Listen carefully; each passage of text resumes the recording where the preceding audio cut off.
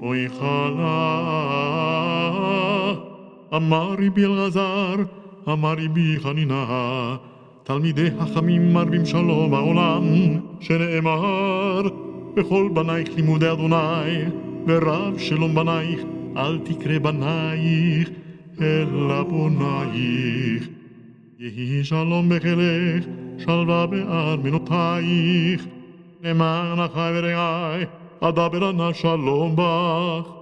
למען בית אדוני אלוהינו, אבקשה טוב לך. ורבנים לבניך, שלום על ישראל. שלום רב לאוהבי תורתך ואין להם מכשול. אדוני עוז לעמו ייתן. אדוני יברך את עמו בשלום.